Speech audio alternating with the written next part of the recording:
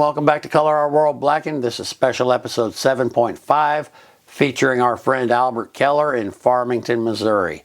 Now, Albert's name may sound familiar to you. If so, it's probably because you remember him from episode 1 of this series. If his name doesn't sound that familiar, you can click the link right here.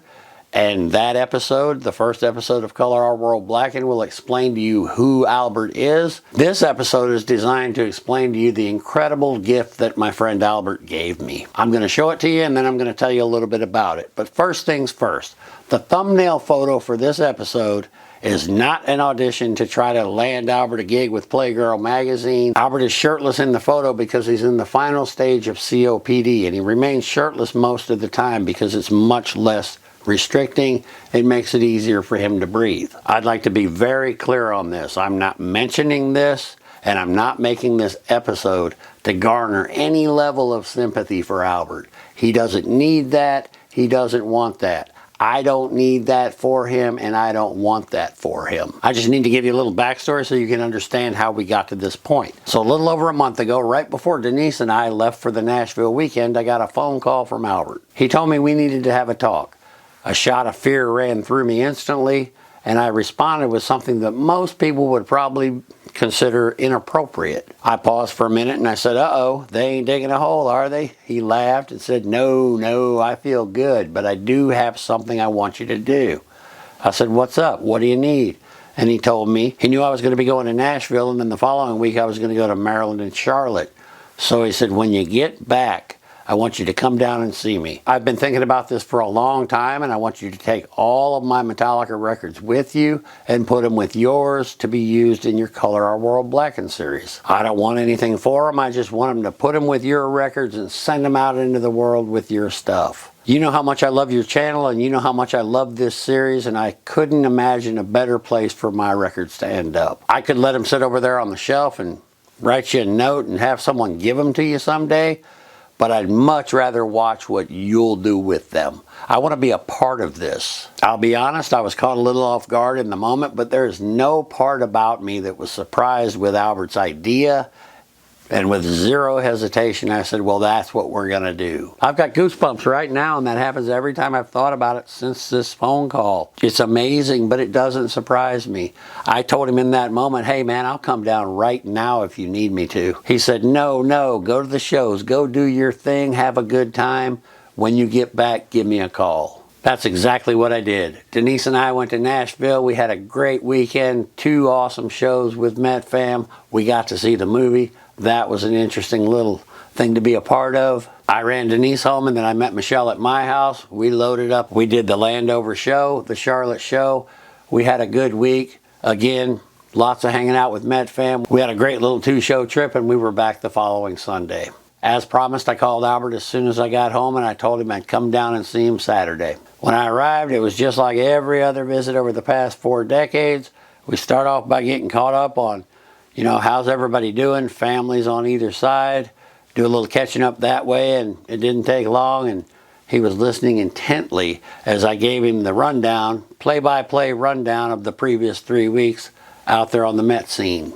In situations like this, the more I tell him, the more questions he asks, and we just keep going on, and so much of it is about my interactions with other people. From leaving the house to getting to the city, getting to the hotel to the show, and you get what I'm saying. He just really wants to hear about any interaction of the people I meet along the way, and that's how he's always been. That's the way it is. He most appreciates the element of this whole thing that I still do it for, and that's the interaction with other people. He had his records sitting there on the table in a pile in front of him, and he told me we needed to run through them, and he had 2 45s that he couldn't find anywhere, and he's pretty certain he stuck them inside of one of the 12-inch sleeves. So we were going to go through them just to make sure we found those 45s, because he said I wasn't going to leave without them. Before we got started, he asked me if I'd drink a beer with him. He knows that although we've consumed lots of beer over the years, it's really not my thing. I'm more of a Jack and now Blackened guy. I'm a whiskey guy. He knows that, but he still wanted to ask if I'd have a beer with him. I haven't had a beer out of a can, and I can't tell you how long. We only had one. That's all we needed. But let me tell you, that was the absolute best beer that Albert and I have ever had together, and I'll never forget it. We spent a good deal of time talking about all sorts of random stuff. That's the way we've always done it. And then we finally got into the records. We were about 3/4 of the way through the stack, and we finally found the 45s, but we decided to just keep on going. You know, we were pulling the records out, looking at the label. It was one final time for Albert to enjoy this impressive collection. You know, one final look at everything before I took him away. And I can't tell you how much I enjoyed doing that as well. When we finished with that, I asked him what his favorite Metallica record was. And, you know, we had been through this many, many times over the years, but I just wanted to see where he was. You know, those favorite albums change over time. But his answer was something that I wholeheartedly agree with. He said, although Master of Puppets is the perfect album, I think I'm still going to have to go with Ride the Lightning as my favorite. So that's the point where we took the picture used for the thumbnail. By this point, I hadn't told him that I was thinking of making a video. I knew my intention, but he wasn't aware of it yet. At that point, I looked right at him and I said, I'm going to ask this one more time. I honestly don't even need to. I know your answer, but I want to hear it one more time. Are you sure you want to do this? He looked right back at me and said, you betcha. This is what I want to do. This is where they belong. I can honestly say that your channel, specifically the Color Our World Blackened project, is the greatest music-related thing I have ever been involved with. This is what I want to do. I want to be a part of it. Hearing those words from someone whose entire life has revolved deeply around music, I cannot begin to express with words what that means to me. If you could see Albert's collection, you would be blown away. I'm talking the size, but not just the size of it, the content, you know, what's in that collection. It's amazing. His collection as a whole is mind-blowing, but within his collection, there's a sub-collection of the greatest Kiss collection I've ever seen. I'm talking vinyl, cassettes, CDs, but not just that, the merch, the stuff that Kiss is known for. He's got all of it. It's just incredible. So much Kiss. Albert is hands down the biggest Kiss fan I've ever had the privilege of knowing, and I really don't think I've even met someone who's a bigger fan. And as far as his collection goes, I don't think I've ever met anyone who's got a larger, more comprehensive collection of Kiss memorabilia. But again, his collection as a whole is nothing short of amazing. And when you combine that with his history as a music fan, just his lifetime of being a music lover, that makes his feelings about my channel quite literally priceless. It's the ultimate compliment. We've been friends for almost 40 years, and in the earliest days of our friendship, Albert got the biggest kick out of me claiming that someday Metallica is going to be the biggest band on earth. He heard me say that more than anyone else, but he always seemed to welcome the debate. He'd always say, man, I love them, but I just don't see it. Bigger than the Stones? Bigger than the Who? Nope. Bigger than Rush? Not a chance. Kiss? And the list goes on and on. Over those years, he went through hundreds of bands that Metallica just didn't have any chance of becoming larger than. But there was always one thing that he would say consistently throughout our debates. He would always give me a little credit, and he'd say, I know you believe what you're saying. I just don't agree with you. I'm not sure the exact point in time where Albert forfeited his argument, but as time went on, he rejected the notion less and less. And then there came a point, I'm pretty sure it was somewhere right at the end of the Black Ticket Adventure, the Worldwide Tour, where he brought up in conversation that we're at that point. Metallica is the biggest band on earth. Metallica is the greatest band that ever existed. And now he's the first person to laugh and tell you how wrong he was and how I called it. But this isn't about being right or wrong. It's just that we have a really good time talking about those memories. We really laugh a lot when we look back and talk about where we've been. Over those same years, I learned more about music than I have from any other person. And I'm confident in saying that Albert can say the same. I could go on and on telling you about all the adventures Albert and I have had as friends. They're seemingly endless. A piece of me thinks I should be saying something very profound to Albert in this video. But the truth of that matter is that profound sentiment I would be searching for is the only way that Albert and I have ever existed.